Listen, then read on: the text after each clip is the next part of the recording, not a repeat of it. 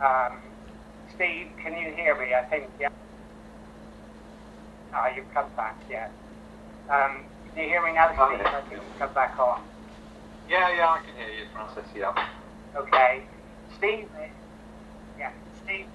is from Wiltshire County.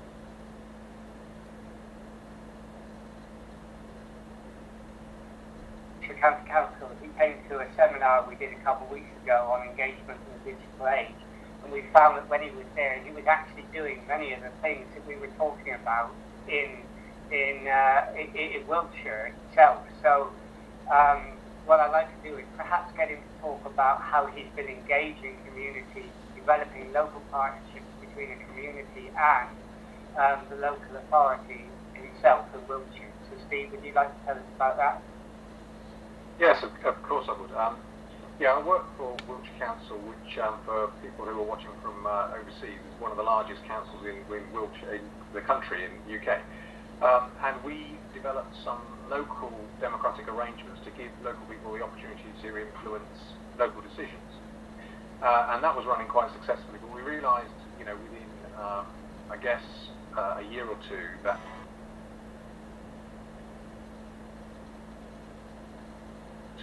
actually we weren't seeing the whole community. We were seeing a relatively small selection. In 2011, the Wiltshire Council embarked on an ambitious project called Wiltshire Voices, which sought to engage with different groups across the county, people who didn't typically attend our area board meetings or otherwise get involved with the council.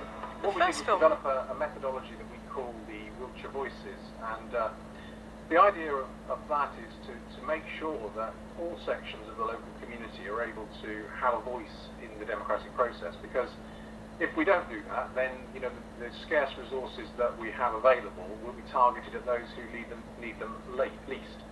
So we put together a methodology that actually goes out and talks to a range of different people in places where they naturally come together. So we don't expect them to come along to our meetings, and probably the last thing that they would want to do. So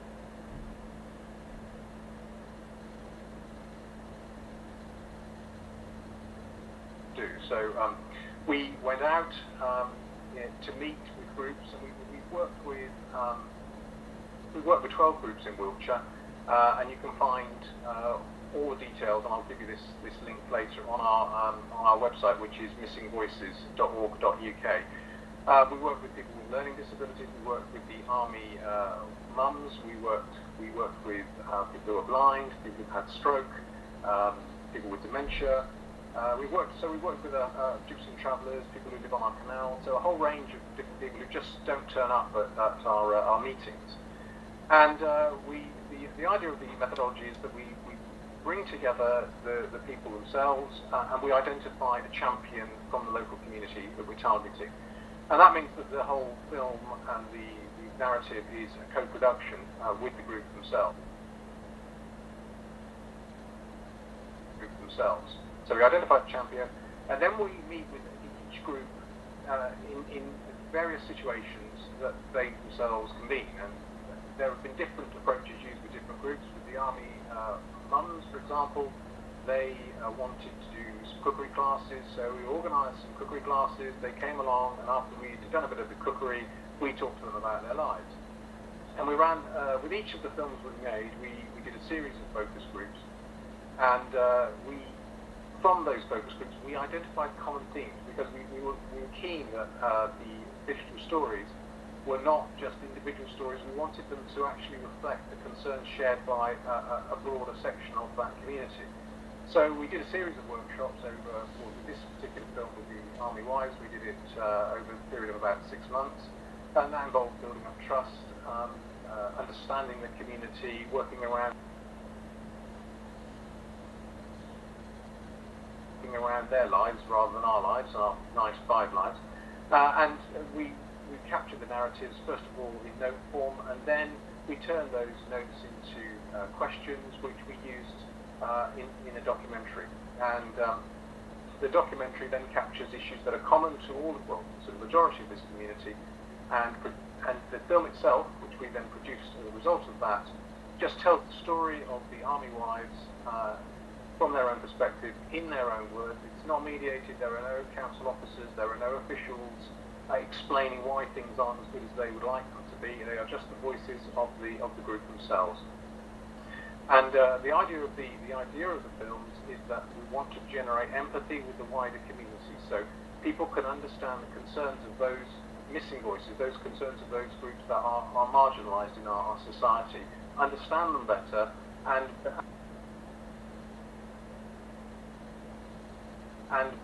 understand how they may be able to respond and help those people involved. And so we've seen quite a lot of action as a result of the films we've made so far. With the Army Wives film, we've had a fantastic effect. The Army Wives themselves have emerged from the process. They seem to have been empowered by it. They've set up a Facebook site as a first step, and they've got over 600 Army wives signed up to that. They now call themselves the Tidworth Mums, and they're providing advice and support, and they're also starting projects. They're running after schools clubs, they're running preschool activities. One of the mums has been elected onto the local parish council, so they're getting much more active, and they're doing a lot more things for themselves. And we're able, of course, to help that process with the support we can offer from the public sector. But ostensibly, they're doing things for themselves.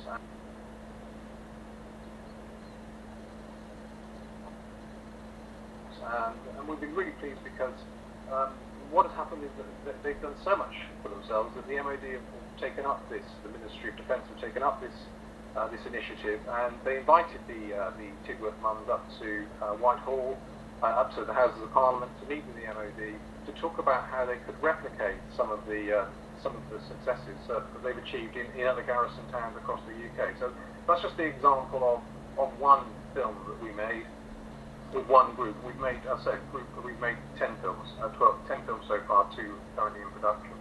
I just wanted to show a very short clip of this one, just to give you a feel for the way that the mums speak for themselves, and the idea. And if you listen to what they say, you probably get the idea of what we're talking about in terms of generating empathy. So I'll just try and find a little clip here that might just illustrate this.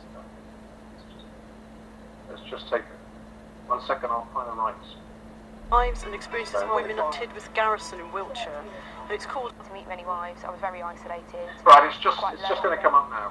We made was about the lives and experiences of women at Tidworth Garrison in Wiltshire. And it's called Army Wives. The first year that I was an Army wife was horrible. It wasn't very family orientated. I didn't have children, and I worked, so I didn't get to meet many wives. I was very isolated, quite low, probably one of the lowest points of my life. I'd only been here about a week, and we had a few teething problems at the house, and it was all quite difficult. And then my neighbour came round and just introduced herself and invited me to absolutely everything. And that was really good, because all of a sudden I knew someone. You're all in the same boat. You're all moved about. You don't. I mean, people can walk into a group and they don't know anybody, and that's hard. But a lot of people are open to say, oh, come and sit with us, and it is easy to make friends if you put yourself out there. If you don't, then you've just got no chance. The artillery don't really move about a lot. They move as groups, and they tend. I'm going to try and stop I don't know if Francis, you can stop the videos, but they don't seem to be nice to be getting 2 tracks playing, so we'll leave it there. But okay. The idea is that you just literally hear the voices of the women themselves. They talk about everyday situations.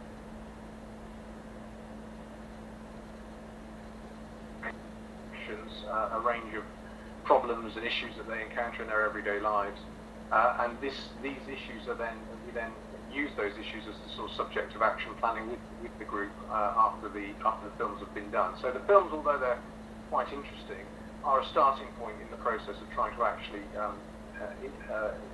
bring actions that will address some of the things that they've raised. So so that's more or less it. I mean, there's a lot more information about this on our website, which I can share the link with you, and you can see these videos in their entirety there. And you can read about the methodology, which builds on the work of the American philosopher Richard Rorty and his work on empathy. So that's where our idea came from. But you can read about the methodology there, and obviously you can get in touch with us if you're interested.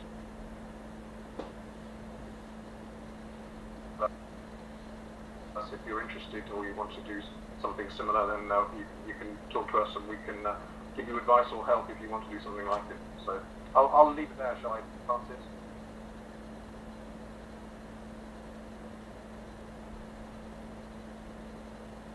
Okay, thanks. I don't know if anybody's still there.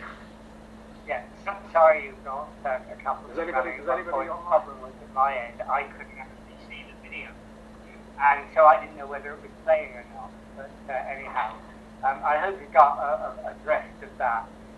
Because what we've looked at now is a number of different techniques, whether it's audio, whether it's multimedia, whether it's just an interview, whether it's in fact a film with people talking in it like the Army Wives. They can range when you do digital stories from a minute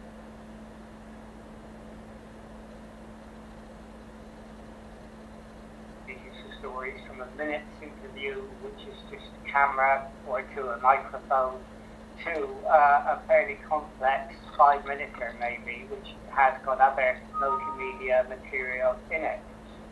But they do get stories over. Obviously, when you're talking about digital stories, you are talking about short stories. You aren't talking about long 30-minute programs, because that becomes a television program. But they are incredibly useful. And Maxine has also shown us how you can use photojournalism as well in order to also show the conditions people live and how they perceive their environment. Anyhow, let's see if you have any questions. One person has asked already, I think, Steve, what was the American's name who did the work?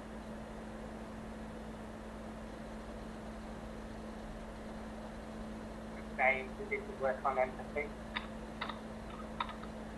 Oh, you said Richard Gordon. You actually said that. Great. Okay.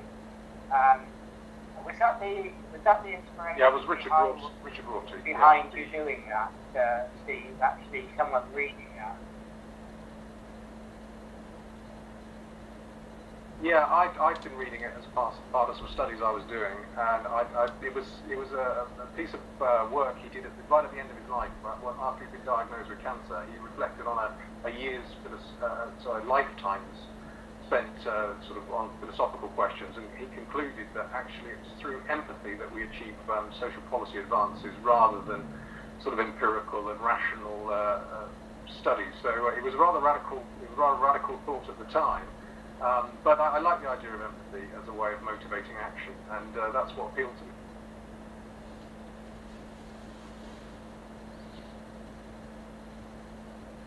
So we have this dilemma of how do we get the voices into the policy process, and I thought that perhaps we could adapt the work of Rorty to do that. So that's why we went with it.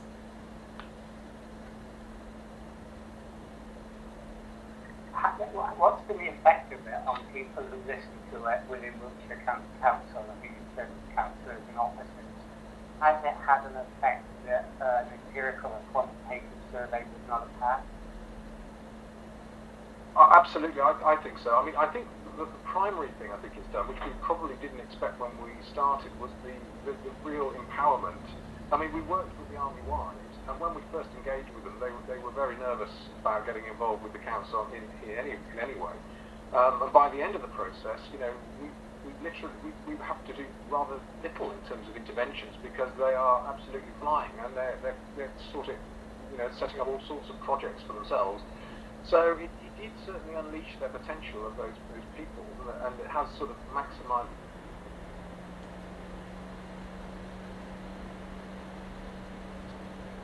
the assets that they have within their own community. And yeah, it has had a big impact on the partner organisations that we work with, who now are working to a sort of more or less a shared agenda. You know, we're trying to support the Army Wives to do the things that they want to do, rather than coming up with ideas and imposing them on those communities that rarely work. So yeah, it definitely works.